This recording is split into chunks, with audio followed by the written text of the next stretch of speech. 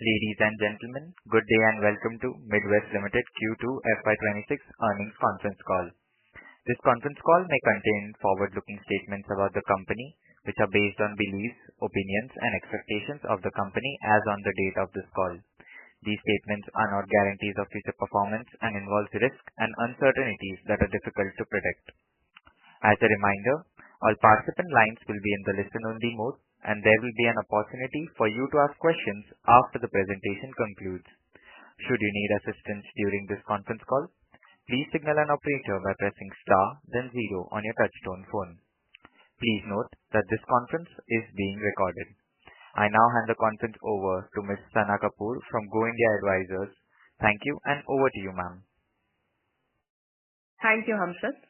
Good afternoon, everyone, and welcome to Midwest Limited's maiden earnings call to discuss Q2 and H1 FY2026 performance.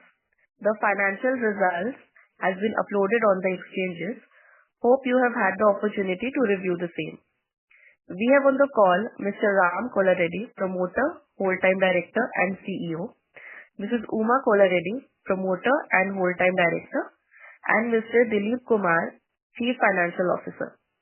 We must remind you that the discussion on today's call may include certain forward-looking statements and must be therefore viewed in conjunction with the risks that the company faces. May I now request Mr. Ram Kollareddy to take us through the company's business outlook and financial highlights, subsequent to which we will open the floor for Q&A. Thank you, and over to you, sir. Thank you, Sana. Good afternoon, everyone. I am truly delighted to connect with you all following our successful IPO listing. Marking a significant milestone, Midwest Limited is now listed on India's premium stock exchanges. This achievement reflects the trust and confidence our investors have placed in us, and we are deeply grateful for your unwavering support. As we embark on this exciting new chapter, we are looking forward to growing together and reaching new heights. FY2026 has been a landmark year for us till date. We have successfully raised 451 crores from IPO, and the same will be used towards phase 2 expansion of its quartz facility, electric drum trucks, and solar energy integration at select mines and repay borrowings. I am also 251 crores. I am also delighted to share that Midwest delivered an exceptionally strong performance in Q2 FY2026, with EBITDA and PAT growing by 52% and 80% year-on-year, respectively. This remarkable growth was driven by improved capacity utilization, cost optimization, and strong operational efficiencies, which together propelled our EBITDA margin to over 29%. Before I move on to our operational and financial performance, since this is our maiden call, I'd like to take a moment to briefly introduce Midwest Limited to all of you. With over 4 decades of expertise in dimensional natural stone exploration, mining, processing, and global distribution across 17 countries and 5 continents, Midwest has expanded its portfolio beyond granite to quartz processing and is also diversifying into heavy mineral sands and rare earth materials. We have a diversified as well as fully integrated business model from mines to market. We are a leading quartz processor and India's largest producer of black galaxy and absolute black granite. We achieved a major milestone. We are supported by seasoned leadership team, access to diversified mineral reserve base, and a constant strive for operational efficiency. With these, we are on the journey of becoming a world-class integrated materials processing company. We remain steadfast in our pursuit of long-term vision of becoming one of the world's top 3 producers of quartz grit and powder, Southeast Asia's largest producer of titanium feedstock, and among the world's leading producers of rare earth oxides. Briefly highlighting our business segments,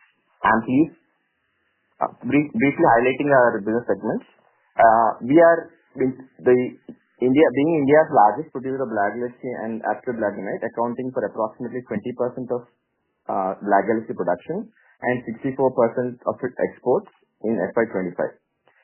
It is also interesting to note that Midwest leads in royalty payment in the industry for black galaxy granite.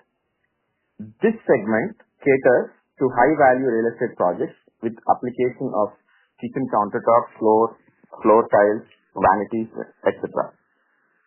Midwest Limited serves as an organized player in an otherwise unorganized and fragmented market. On the quartz processing front, the company recently commissioned phase 1 of its 303,000 metric ton per annum quartz processing plant, catering to solar glass and engineered stone industries. Phase 2, to be funded through the IPO proceeds, aims to double the capacity to 606,000 metric ton per annum. It will also include the ability to produce the plant to produce ultra-high purity quartz or its HPQ materials for semiconductor and crucibles applications. India currently imports about 65% of its solar glass requirements, with demand growing at a robust CAGR of 30%. And Midwest, playing its part, aims to cater to around 11 to 13% of the raw material needs of this growing industry. Building on its granite and quartz operations, Midwest is further diversifying into heavy mineral sands, primarily consisting of ilmenite and rutile, which are titanium feedstock materials. And monazite is a byproduct of the heavy mineral sand deposit, which is a feedstock for rare earth materials, especially Nd and Pr, neodymium and praseodymium. We plan to establish a processing facility to extract and process heavy mineral sands, catering to global demand and specifically Indian markets, with operations expected in FY27. These initiatives are intended to support industries such as aerospace, chemicals, automotive, electronics, defense, and medical devices. Our ecosystem also includes in-house diamond tool manufacturing, specifically diamond wire, supporting both internal operations and external customers. Diamond wire not only caters to natural stone industry, but also is used in the semiconductor and solar industries. Midwest's competitive edge stems from its strong resource base, sustainability-driven operations, and robust financial performance. Sustainability lies at the core of Midwest strategy, driven by continuous R&D and technological advancements to enhance efficiency, optimize costs, and reduce environmental impact. The company is actively decarbonizing operations through the adoption of electric dump trucks powered by on-site solar installations. Through backward integration, as discussed, we are also backward integrated on the diamond tool front. These initiatives underscore Midwest's commitment to responsible mining, resource efficiency, and sustainable growth. Financially, Midwest has demonstrated consistent growth, achieving an EBITDA and PAT CAGR of 38% and 40% between fiscal 23 and 25, with a 27% EBITDA margin edge in FY25. Moving on to the H1 half-year financial highlights of 26. Revenue from operations has increased to 301 crore, up 8%. EBITDA increased by 16% to 86 crore. EBITDA margins increased to 28% plus. Net debt reduced by 12% in H1 FY26 to 193 crores compared to H2 FY25. CRISIL Ratings has upgraded Midwest credit rating from CRISIL A- to CRISIL A stable, underscoring the company's robust financial health, operational excellence, and sustained growth momentum. Cash flows from operations more than doubled to 125 crores compared to FY25, and working capital day reduction up from 120 days to 90 days. 99 days.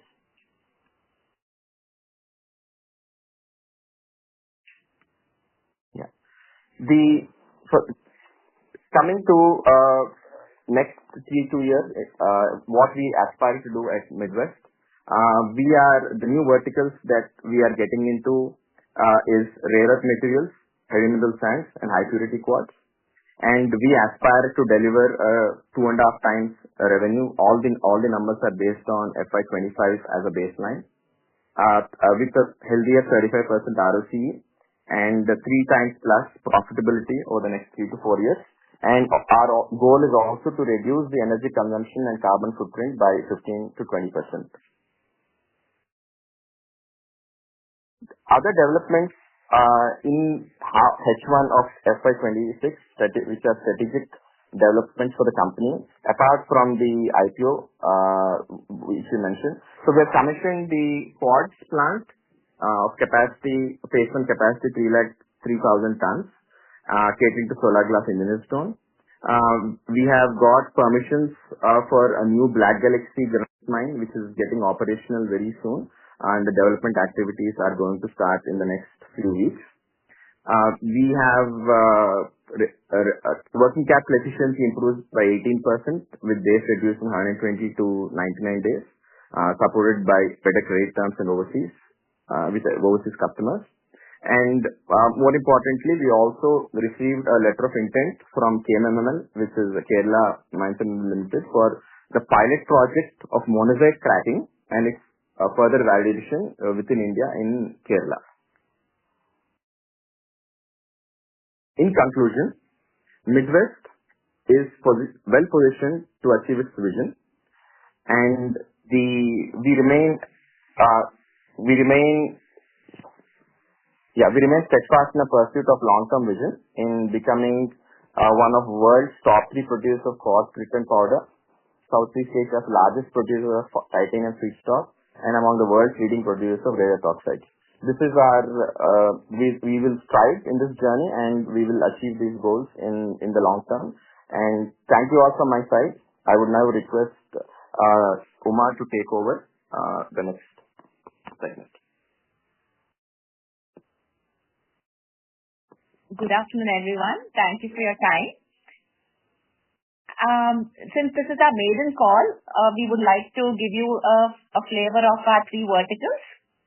Coming from granite vertical, we are the largest producers and exporters of Black Galaxy granite. This is available only in one village in the entire world, and we have exclusive mining rights for decades, depending on where the license stands on the timeline. And these are not licenses where you fight for tenders year on year. These are exclusive mining rights, so there's visibility of cash flow coming in the near future. We have visibility of cash flow for the future. And also quality of earnings are extremely strong, because all the sales, most sales are backed by customer advances and also with the LCs. So we do not do any open credit. And this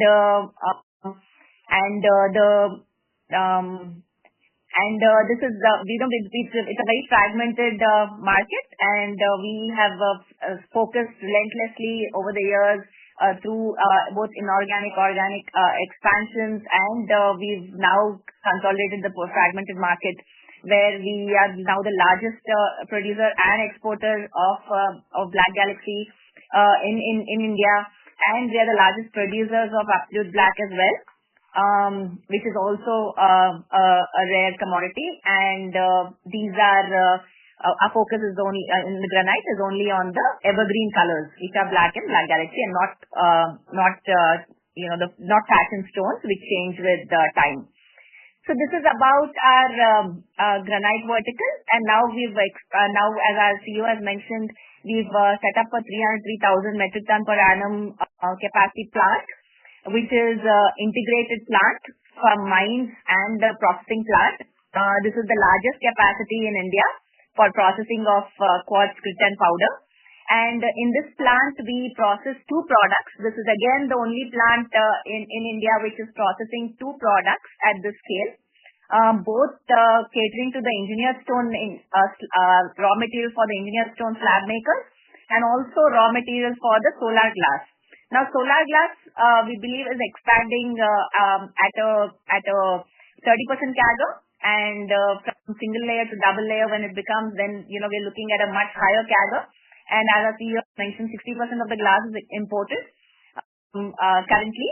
So we look to substitute that raw material import to local, and plus there is a import duty as well that is levied.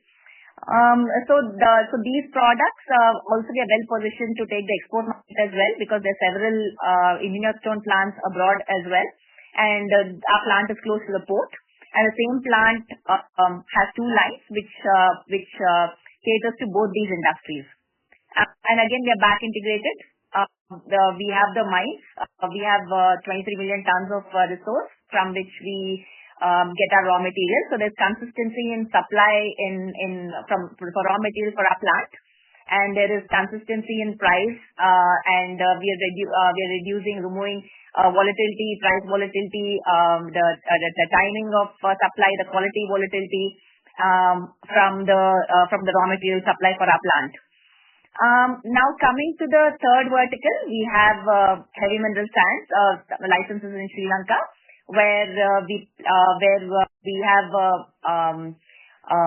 we'll be mining rare earth oxides from the monazite, and we plan to forward integrate on this front. Now coming to the rutile and ilmenite, which are feedstock for titanium based metals, lightweighting of metals, or titanium slag, or titanium pigments. We'll also plan to forward integrate on this front, and we are in the process of getting the next stage of licenses and this of permissions. Coming to our technology, we've achieved these cost efficiencies and the EBITDA margins that our viewers mentioned, the increase in our EBITDA margins over years, cost efficiencies through relentless focus on technology integration. So we don't look for solutions and wait for solutions to come to us. We actively go integrate look solutions which are available world over. We also so some of the examples could be the electric dump trucks which we currently have in our mines, which are reducing our operational expenses and reducing our plan is to back integrate with solar to further reduce our energy costs and also increasing our green footprint. So these are ours is definitely the first mine, granite mine, that has these trucks in play, these dump trucks in play. The first in India, possibly because the larger miners are coming to our mine to see these trucks in display, and that's this is an example to show how forthcoming we are for looking for solutions and for disintegrating from the diesel dependency. Which is again increasing our margins. As we keep phasing out all our diesel trucks to electric trucks, which will have a positive impact on our EBITDA margins, is our expectations. We've also back integrated with diamond wire, where the cutting efficiency of the tools are faster and the tools last longer, which is increasing our production and reducing our production bottleneck. So this is again done with R&D. Now we've got a whole R&D team because we didn't find the right tools in the market. So we've got an R&D team together and perfected these tools for our operations. And now we are using it for captive consumption and also for selling to other third parties as well.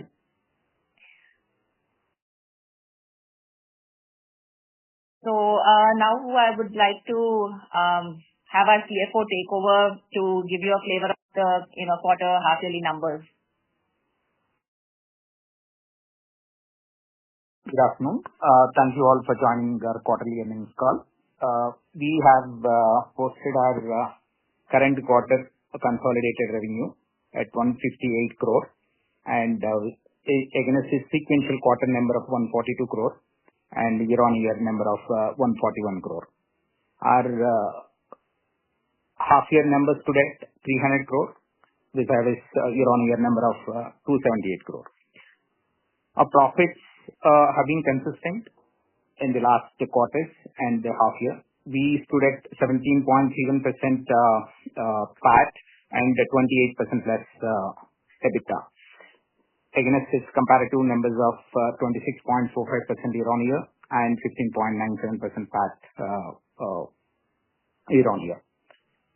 So that's on the P&L end, if we look at balance sheet, we have achieved, we have reduced our working capital days through improving our credit terms with our export buyers. And also, we started using our LCs. We started discounting our bills with non-recourse. This has helped us to improve the working capital days. That's on the working capital front. And our capital gearing ratio stood at 0.38 times now. We are healthy. And our debt is decreased to 190 crore against its 235 crores of the last balance sheet. So going forward, from the proceeds also, we'll be paying about some 50 plus crores towards the payment of the debt. More or less, we'll be close to around 120 crore debt going forward. The company will have. That's on the balance sheet. Cash flow wise, we are impressive. We have achieved, double the operating cash flows compared to its last years. Now, we'd like to take any of your questions. Thank you very much. We will now begin the question and answer session. Anyone who wishes to ask a question may press star and 1 on their touchtone telephone. If you wish to remove yourself from the question queue, you may press star and 2. Participants are requested to use handsets while asking a question. Ladies and gentlemen, we will wait for a moment while the question queue assembles.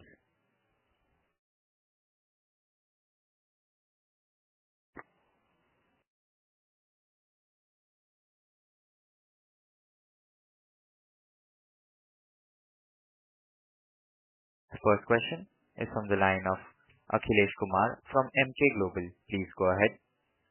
Yes, thanks for giving me the opportunity and congratulations on the good set of numbers. So a few questions from my end.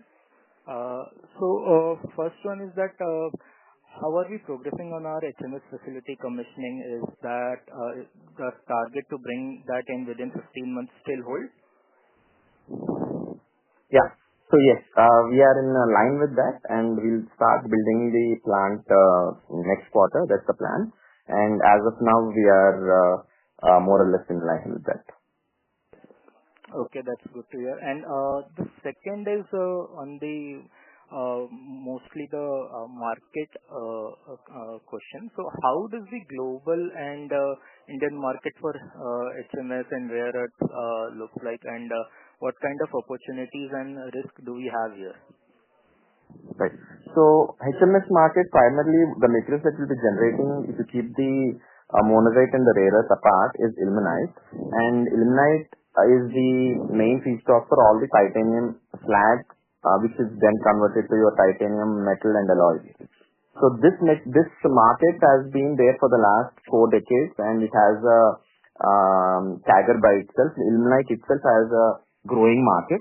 And if you look at the producing, more than the growing demand, the producing countries are also getting more mature, like Australia and all these countries. So given that ilmenite has a stable growth, and today most of the countries are net importers, and the overall ilmenite, largest importer of ilmenite in the world is even today is China, and the diversity is increasing. India, if you look at global market CAGR, if it is few percentage, 6-7%, whatever that number is, India will be much higher than that. Europe is much higher than that. So it's getting more distributed. The second major item is rutile, and rutile is directly linked to the titanium pigment industry, TiO2. So wherever you see the paint industry growth, which likely is India is the largest growth right now. So there, Indian market has a better role to play in the rutile market. Zircon is well distributed, and the garnet is also industrial material well distributed. Now coming to the monazite or the rare earth. So last 6 months we have seen a lot of tailwinds in the sector, wherein lot of nations or lot of companies outside China are trying to get access to this. So it is the market for this is high growth, if you look at you can segment the market into two. One is China and non-China resource. The non-China resource is a much higher growth. So given that since our monazite will be the outside will be produced outside China, we look at tailwinds there. We don't want to throw any specific numbers, but I think the demand far outstrips the supply right now. If you even look at the projects which are coming in line. So if you look at the projects which are coming in line globally in this space outside China, one is MP Materials.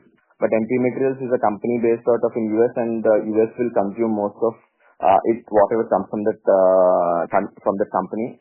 Then there's another company called Linus Rare Earths, which is today as we speak the world's largest rare earth oxide producer outside China, and they are ramping up, but they don't have the resource base to ramp up to the demand that the world is throwing at them. And so I think our project is timely in that nature. In terms of for the HMS, I think if you look at a company called Iluka, which is listed on ASX, there you'll be able to get more insight on the where that business is heading. It's a more mature company and one of the largest in the world producing this.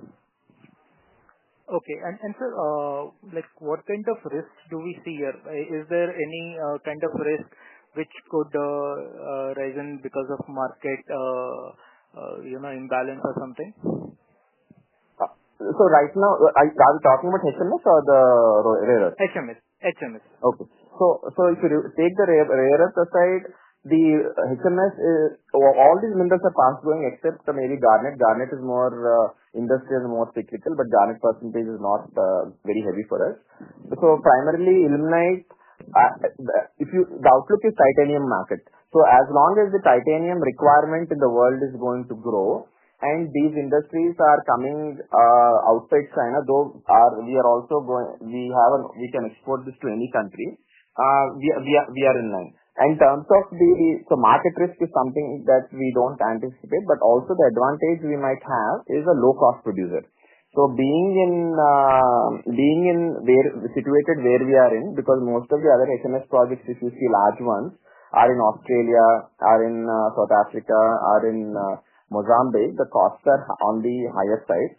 And our goal is on the cost front also, we will be on quite attractive. So given that, even if there is any volatility on the market fronts which we don't see in a major factor, we will be able to absorb those because of our low cost base. Okay, and the similar for rare earth would be like because we understand that China has more of market control there. So how are we placed from that sense? Yeah, so China's market control is driving the tailwinds, right? So actually, for us, it is helping our project. And you have to also understand monazite is a byproduct for us. Monazite is a byproduct for us in the HMS. So given that the pricing also is on the north. So for example, there is a Chinese index itself which you can look up, which publishes the neodymium and the praseodymium prices, which we are basically the world is after majority in terms of volume. The prices have gone up in China itself. So, and the US is paying today, if you look at the agreement between DOD in US and MP Materials, they fixed the price of $115 per kg, which was almost 70 to 80% premium to China's price. So I think in terms of pricing, there's a premium being asked for these resources outside China. And for us, we think the timing-wise is an advantage given that China is being more restrictive, and we will be one of the few projects coming in line in the next few years. Great.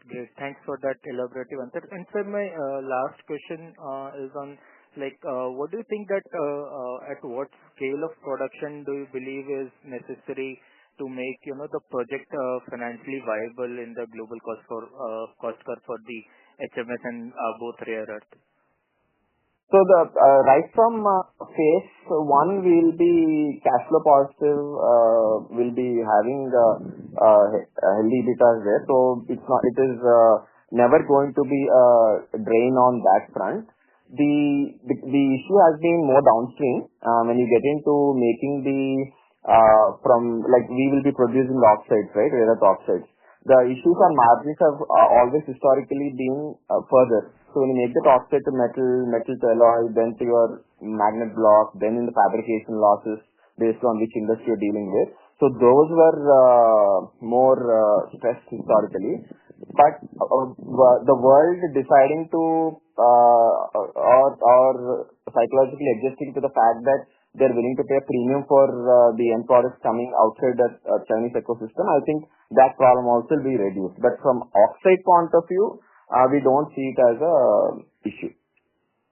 Right. Thanks. And sir, one last question, if I can squeeze that in also.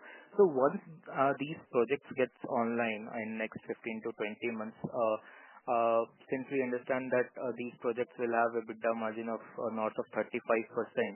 So what kind of blended margin we are looking at in, let's say, FY27 and 28?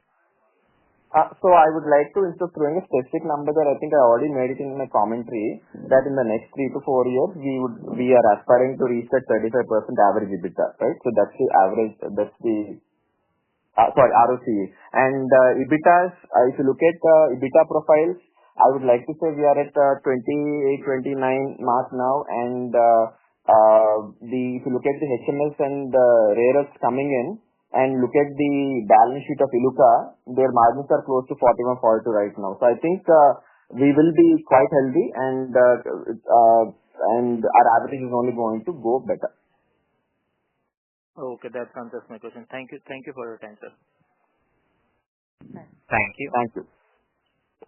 The next question is from the line of Vikas Singh from ICICI Securities. Please go ahead. Thank you for the opportunity, sir. Since this is your first call, can you give us the revenue and EBITDA guidance or the targets for the next couple of years? So the granite, so if you look at segment-wise, where we are and where we want to be, granite segment, we are looking at a consistent growth, what we have got in the past few years, so that the similar growth. This year, we have started adding the revenue from quads, phase 1, and next year we'll have a full year of that. We will also have a part of phase 2, which is being built from the proceeds of the IPO. So FY28, you will see both the phases of quads coming in, and there 5 lakh tons, close 500,000 tons of production there. And that year, you'll also start seeing HMS business starting generating revenue. So given that, I think if you look at a 3-year time frame, and we more than doubling in terms of top line is already built into all these things set in motion on a conservative, on it. So that is something that we are very comfortable with. And in terms of the margin, this 30% margin, EBITDA margins are sustainable, or should we think that since the quartz and heavy mineral sands would gradually increase, or the rare earth, our margins would keep on improving on these levels? So margin profile will keep improving with addition of these segments. And in terms of granite, most of the margin is due to whether we are improving our operational efficiency or increasing the green energy aspect, reducing energy costs. So granite is sustainable, but major improvements on the margin profile come from the new additions. Noted. And so since you have a big capex plans going forward as well, so just wanted to understand that the IPO money going partly on the capex, partly on the debt repayment, how should we look our debt profile in going forward, and what is our maximum threshold beyond which we would not like to go? The capex that we will be seeing in the next couple of years, one is quads phase 2 plant and the heavy mineral sands plants. Out of that, quads plant is funded with our IPO funds, fresh issue, that's taken care of. And heavy mineral sands mostly will accrue from the internal, it is funded from the internal accruals. Today, we are not very specific in terms of beyond that level we will not grow. We will not take. It's an opportunity that we have in the business. Today, we are at 0.38 times in terms of debt equity. We will take an appropriate call which would help us in terms of growing at our top and bottom levels. But today we'll be at around 120 crore debt. Noted, sir. That's all from my side. Thank you for taking my question. Thank you. The next question is from the line of Manav Gogia from Yes Securities. Please go ahead. Yeah, hi. Good afternoon. Thank you so much for the opportunity. So my first question, I think in your opening remarks, you had mentioned that there's a black galaxy, mine. There's only one particular mine in the entire world, and that is based out of Andhra Pradesh, right? If I'm correct. Yes. So I would like to clarify, there is only one geologically known deposit in the world as of now, and yes, we are the largest miners there. Okay, you are largest in India, or you have other global players as well? So this deposit is available only in the Chimakurti village in Andhra Pradesh. There is no other known deposit that is available anywhere in the world.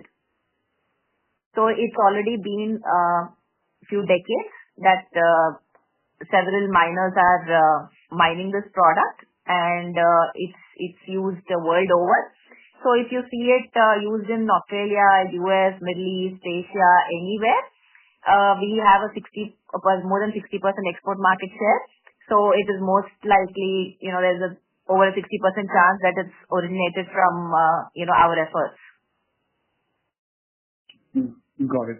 That is helpful. Just to follow up on that, since we are targeting the export markets and in particularly US, are there any impacts of tariffs which might have come onto the sectors? And if so, what would those impacts be, if you could just quantify?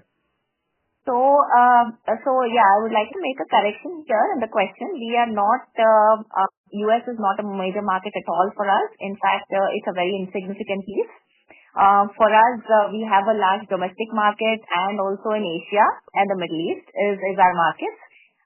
So essentially, our customers might resell in the wholesale or retail distribution to the US clients, but my understanding is less than 2% of granite ends up in the US. Okay, yeah, got it. And between the export sales and domestic sales, what would be the share, roughly 2:1? Yeah, till last financial year, it's close to 60% was export and 40% was domestic sale.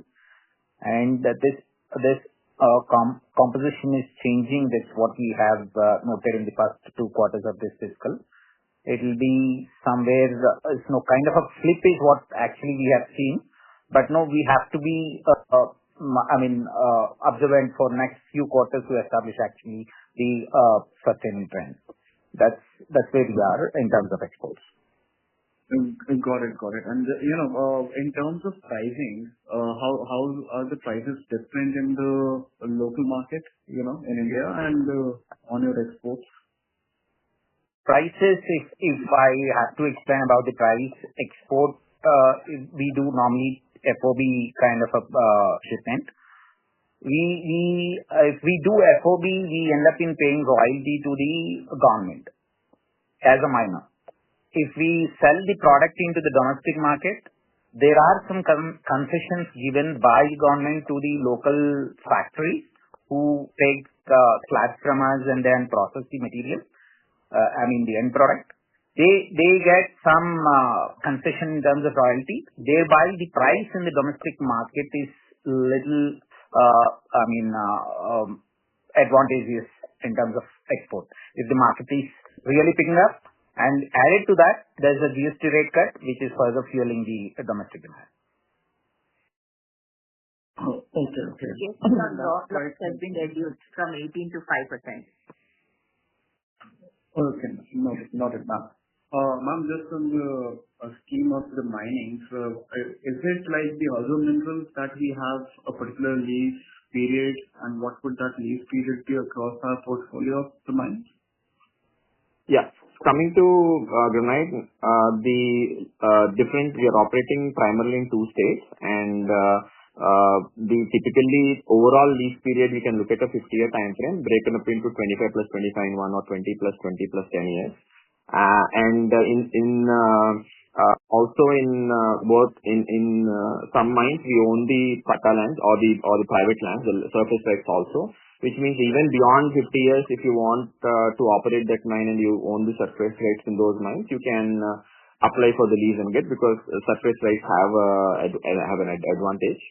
And it's coming to this is for granite, and for quartz, it's a major mineral now, and the government of India prescribes a single lease period of 50 years, 50. Okay. No, that is helpful. So my second question, is in terms of your IPO proceeds, you're using it for doubling the capacity.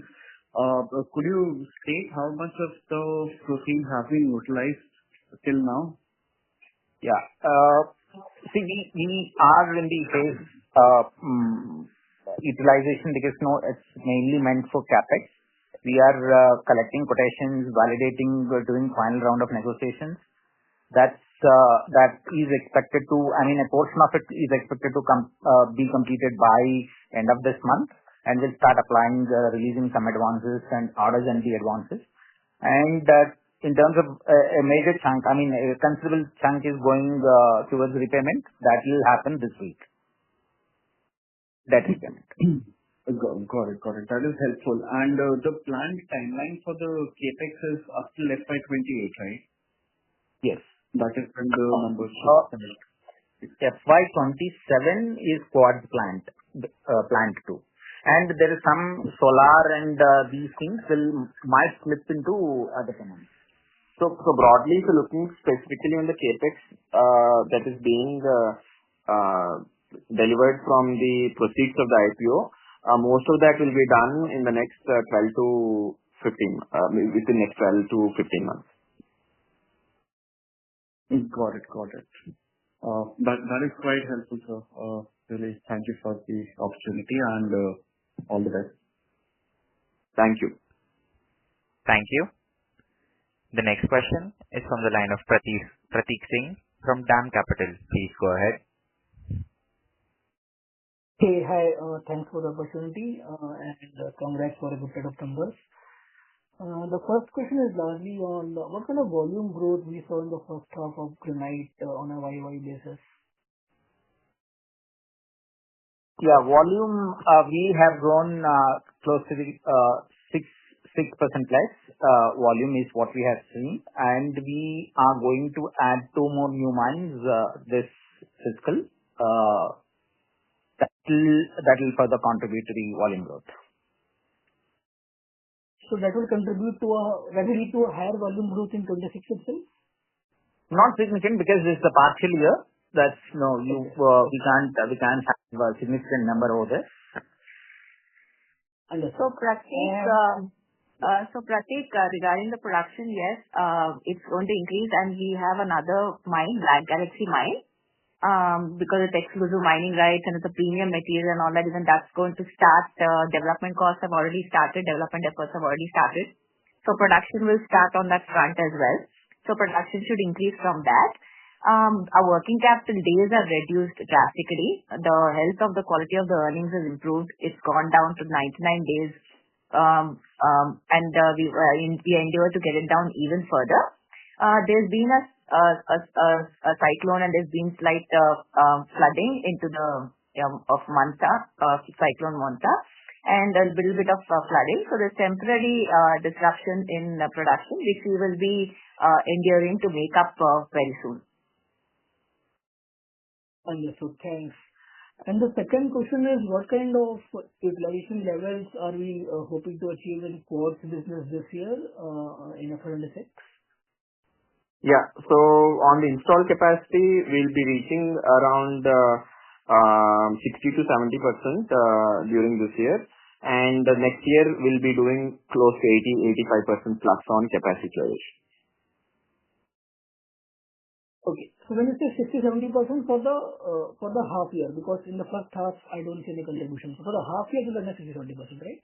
Yes. Within that capacity of that half year, 60-70% of that, yes. Understood.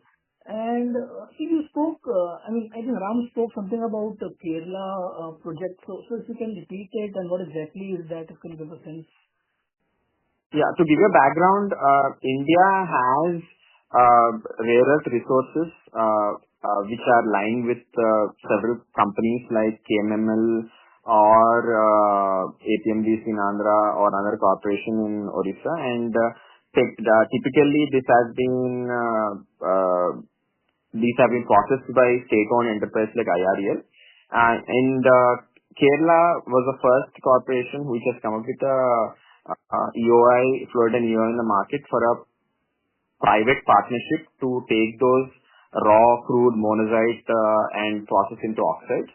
And they have gone through their own process, and we have got several companies participating, and we've got LOI from them that we have been technically selected for that project. And we are discussing the details and the MOU/agreement, whatever, in the next few weeks, and we will give you further details once that comes out. So the scope of the project is to take the crude monazite they have stored, which is more than 140,000 tons that they have, and then in the contained monazite will not be that much, and then take that material, build a pilot plant to make oxides, and thereupon build the commercial plant. Okay. So if I understand it correctly, this is something which you'll be doing with KMML, and you also have monazite in your Sri Lanka operations, which will be a parallel conversion to rare earth oxides. Is that the two operations? Is that how I should look at it? Yes, that's correct. So the monazite in Sri Lanka is a byproduct, so the cost base is lower. Understood. And my second question is largely on just a technical question. So in our segmental information in the reported results, last quarter, September 24 quarter, when we're talking about elimination, what exactly is that? Because that's quite a big number in EBIT, 170 or crores. It's a consolidated consolidation elimination. If we have one subsidiary in our books in the past when that was kind of loss making, and when this was disinvested, the losses, whatever were accumulated till then, have been added back because it is no more a subsidiary, it is disinvested. So as that is a exceptional line item which has come in some 25 odd crore. Okay. So when I was talking about the elimination line item in the EBIT, is that the same thing? 17 odd crores in your EBIT segmental breakup for console numbers. Sorry, can you come again, Prateek?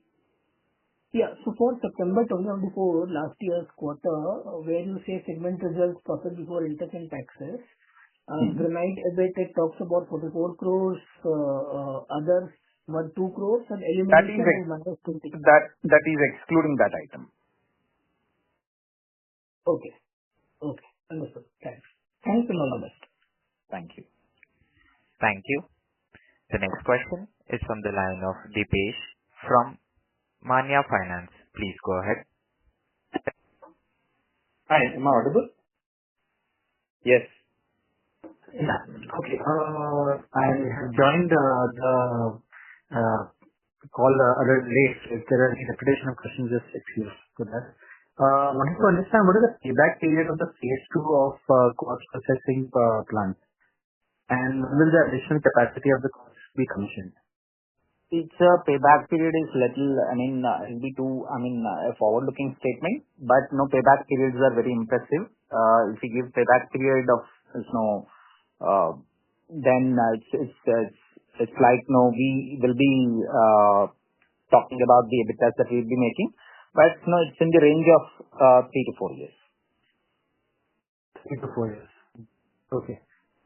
And what is the ROE which we are getting from this business? That is ROE. We have to still see the numbers, but ROEs are close to, around 25 plus.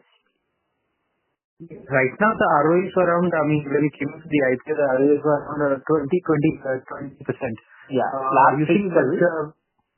Last fiscal, if you see, there was capex investment in phase 1. That's pulled the number down. There is no started contributing revenues and the PAT numbers this year.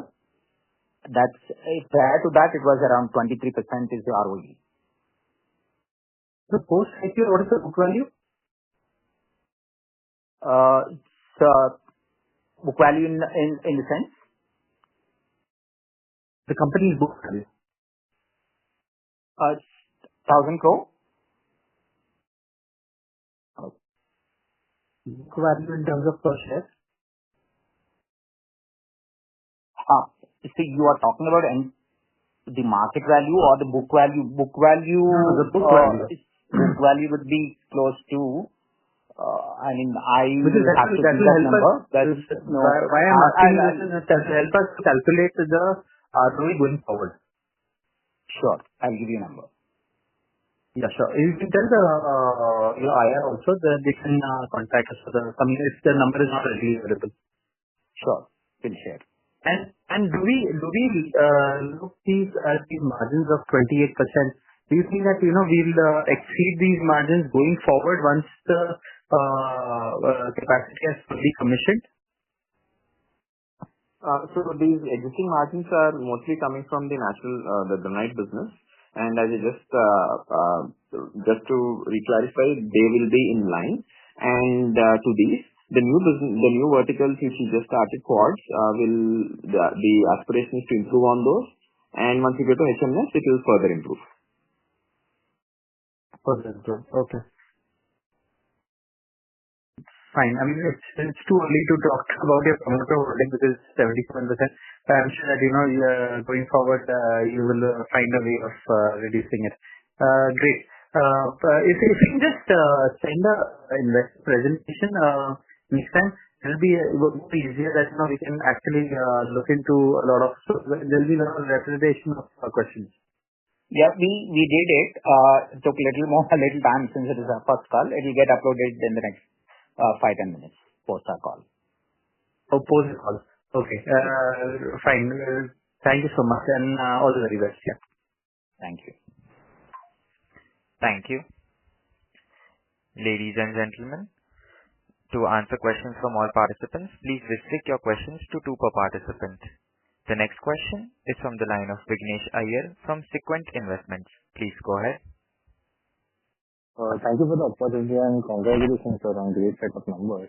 My first question is on the quartz part. If I understand right, our first phase of the quartz capacity has kicked in, right? And second phase is coming up in 2027. Sorry, FY27, right? If I understood it right.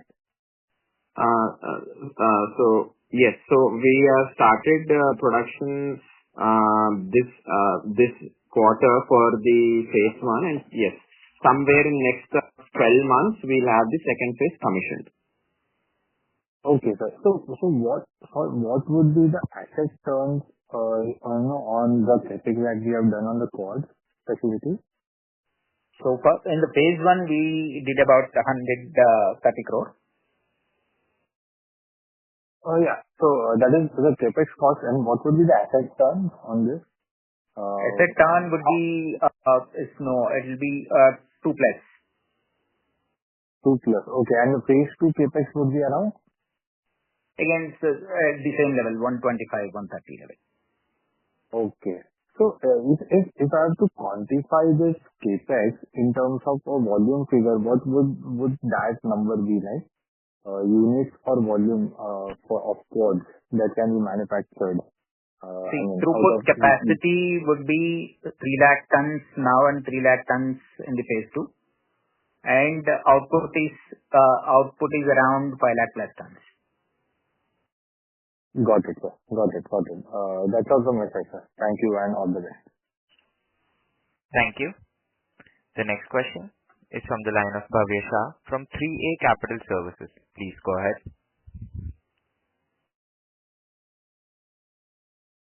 Thank you, sir, for giving me the opportunity. So I have few questions. Hello, am I audible? Yes. Yes. So what is the capitalization for your different segments in H1 FY26 and capacity utilization of your segments? Yeah, we just finished our phase 1 plant in Q2. A portion, around 70 crore is what we have capitalized, and there's some small amount billing is done. There's some small crore portion is to be added. That's still there in the CWIP. That'll get capitalized now. But no, technically we can read these numbers as capitalized 100 plus crore so far.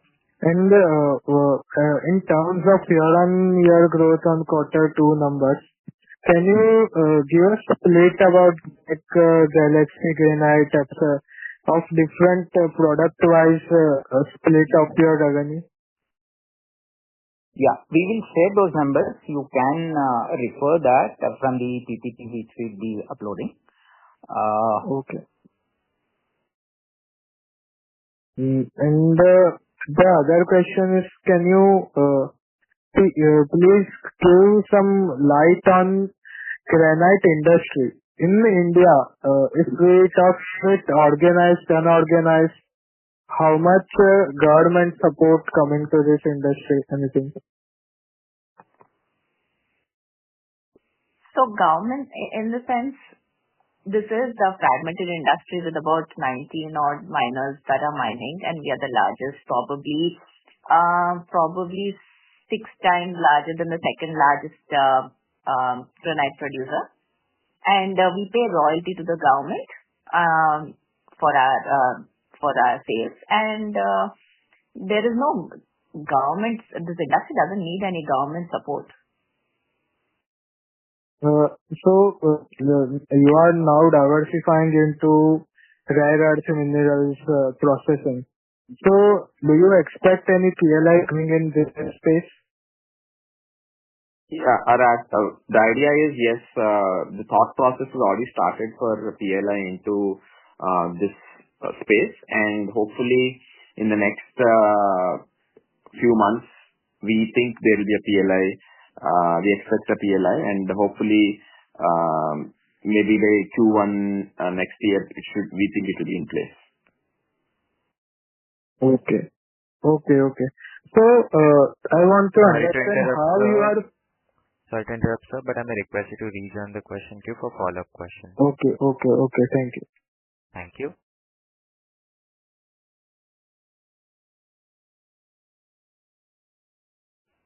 Thank you. The next question is from the line of Narayana from Step Trade Capital. Please go ahead. Thank you, sir. Can you please elaborate about the use cases of monazite? Where is this applied? Sure. So monazite is a ore, it's a mineral, and monazite is the feedstock for rare earths. There are about 17 rare earths in the periodic table, and primarily each monazite deposit might contain different rare earths, and Indian East Coast and Sri Lanka have predominantly NdPr, neodymium praseodymium.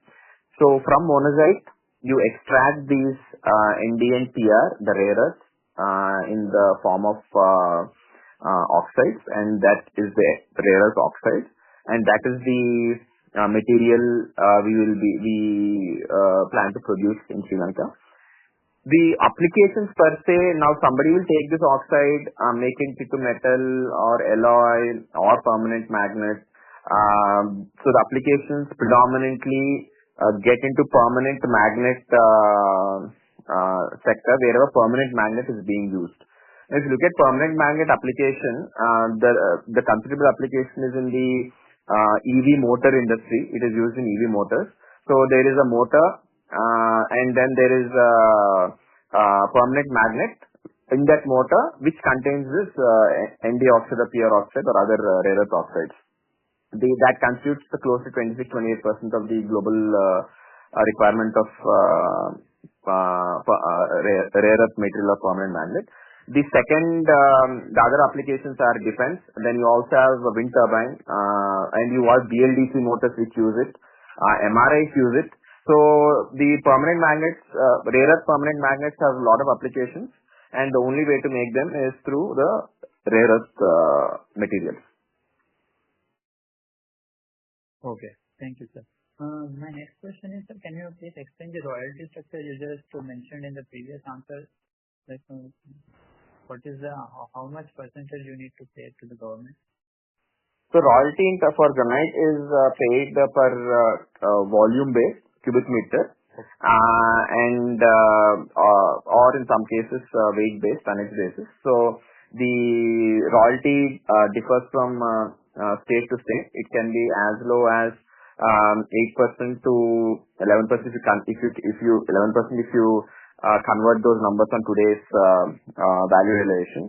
And in terms of quads, it is percentage again, and it is single digit percentage. And in Sri Lanka, we'll be paying around 9% on the value of the material X mine. Okay. Thank you, sir. That's it from my side. Thank you.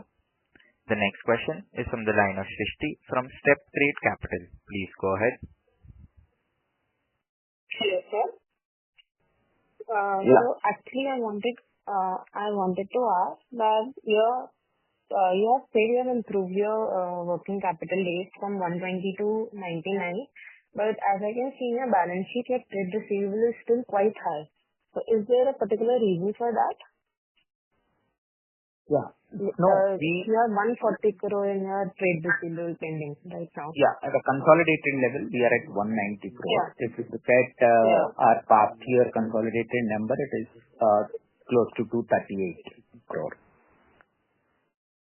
So that's a reduction that we have done, and so going forward also this number we will come down. See, on two fronts. One is basically, I'll tell you. We have credit terms with our exporters, which is initially when there was Corona, we have extended little better credit terms to them. I mean, that's 90 days, 120 days, but are backed by 100% LCs and advances. But now the things have stabilized. We are coming back from those days to again 45 to 60 days stuff. That is on one front, and second is the LC discounting is what we are doing without recourse. Okay, so what is the current receivable day? It's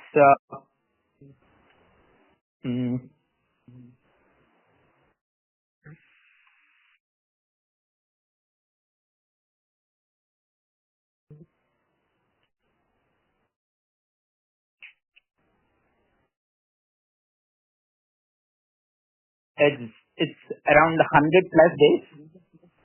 Okay. And my next question was regarding the solar energy and the capex you are planning to do from IT to seat. What is the when will it be operational, and what is the cost saving you are hoping to get? See, these are the plants that we are putting across our mines. We have a plant which is 1 megawatt plant which is up and operational, and now from the proceeds also a portion of money is going towards that. It is expected to be operational by end of next half of the year. That will be mostly within the surrounding our mine, and we will be using that electricity for our purposes. I mean, business purposes.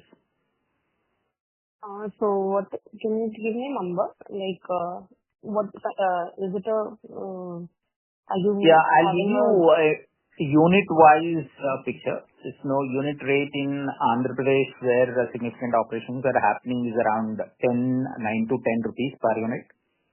And this would be close to 4.5 to 5 rupees is what we can, generate from the solar plant that we'll be putting up. Okay. And what about the car, like the trucks? Yeah, trucks are the additional, you see, today they are diesel-based trucks, and those trucks will be completely EVs. I mean, the whole purpose of establishing these solar plants also to use those units for our internal consumption. These trucks, on average, it will save about 20 lakhs per truck per annum is a rough estimate. Okay. Okay. Thank you, sir. Thank you. Thank you. Ladies and gentlemen, we will take that as our last question for today. I would now like to hand the conference over to the management for closing comments. Thank you everyone for joining us and hearing us out on first earnings call. We are always available for any questions, and you can reach our IR out, and we'll be proactive in addressing any concerns or questions or doubts you may have. And thanks everyone for being on the call. Thank you. Thank you. On behalf of Go India Advisors LLP, that concludes this conference. Thank you for joining us, and you may now disconnect your lines. If you found this video helpful, please like, share and subscribe to Concall India for latest upcoming Concall.